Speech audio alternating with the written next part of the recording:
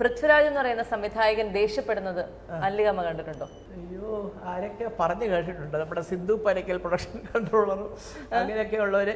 പിന്നെ ചിലപ്പോൾ പറയൂ, ഞാനിപ്പോ ബ്രോഡാടി ചെന്നപ്പോ കണ്ടത് രാജുവിന്റെ കാർ അവിടെ കണ്ടത്. സാറ് എന്താ എല്ലാവരും ഇവിടെ നാല് വഴിക്ക് ഓടുന്നത്? അപ്പോൾ എന്താ സംഭവം വെച്ചാൽ ഞാൻ 9:30 എത്തും. ഇതാണ് എടുക്കേണ്ട സീന്. അപ്പോൾ ക്യാമറ വരെ ആ ഷോട്ടിൽ വന്നാൽ ക്യാമറ ഓൺ ചെയ്യാൻ റെഡി ആയിരിക്കണം. അവരെല്ലാം പക്ക പറയും കേട്ടോ. തലേ ദിവസം എല്ലാം പറഞ്ഞ് എൻ്റെ സീൻ എന്താണ്, അതാണ്, ഇതാണ് എല്ലാം പക്ക പറഞ്ഞു കൊടുത്തിട്ടേ പോകത്തുള്ളൂ. അത് ഈ പറഞ്ഞ പോലെ ആ സമയത്ത് കൃത്യമായിട്ട് തുടങ്ങിയിരിക്കണം. അവൻ ഉദ്ദേശിക്കുന്നത് എത്ര തീർക്കണോ അത്രയും തീർക്കുകയും ചെയ്യും.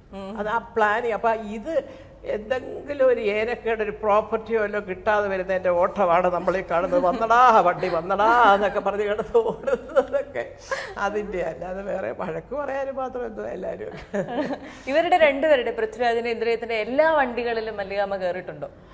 അയ്യോ, എല്ലാ വണ്ടിയിലെന്ന് ചോദിച്ചാൽ ആ കയറി. അതായത് കയറി ലോങ് ട്രിപ്പ് ഒന്നും പോയതല്ല. വണ്ടികൾ എടുക്കുമ്പം അതുകൊണ്ട് ഞാൻ താമസിക്കുന്നിടത്തൊന്നും വരും. അപ്പം ഞാനൊന്ന് കയറും. സത്യം പറയാമുള്ള എനിക്ക് ഈ ലംബോർഗിനി എന്ന് പറഞ്ഞ വണ്ടിയിൽ നിന്ന് ഇറങ്ങാനായിട്ട് ക്രെയിൻ വേണ്ടി വരുമോ എന്നെനിക്ക് തോന്നി.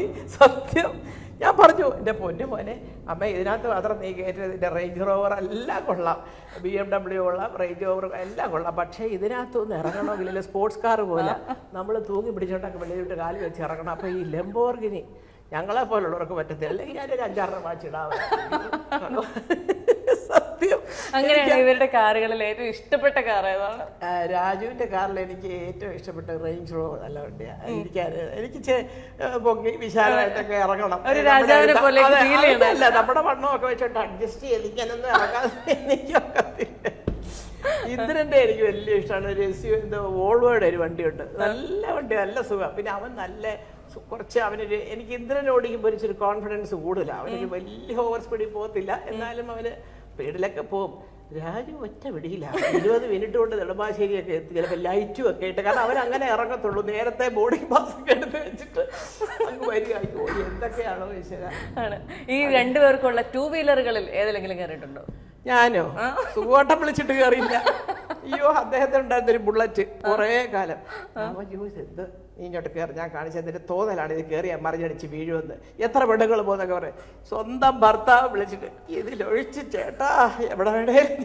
എനിക്ക് ബാലൻസിങ് ചെറുപ്പത്തിൽ ഇത്ര വണ്ണമൊന്നുമില്ല. അന്നും കയറിയിട്ടില്ല, ഇപ്പം തീരെ കയറത്തില്ല. ഞാൻ പറയാം ഞാൻ ഇരിക്കുന്ന പക്ഷേ ഇങ്ങോട്ട് ചെയ്യുമെന്നൊക്കെ പറഞ്ഞ് തമാശ ഒക്കെ പറഞ്ഞ് ഇന്ദ്രൻ എപ്പോഴും പറയാം അമ്മ ഒന്ന് ഇരുന്ന് നോക്കാം. എനിക്ക് എന്തോ ഒരു പേടിയാണ്. അതെ, ഇവരുടെയൊക്കെ ഇത്രയും എക്സ്പെൻസീവായ കാറുകളൊക്കെ കാണുമ്പോഴത്തേക്കും ഇതൊക്കെ ഇതിന്റെയൊക്കെ ആവശ്യമുണ്ടോ എന്ന് എപ്പോഴെങ്കിലും ചിന്തിച്ചിട്ടുണ്ടോ? അല്ല ഇവരോട് പറഞ്ഞിട്ടുണ്ടോ? അല്ല, ഞാൻ ചോദിക്കും.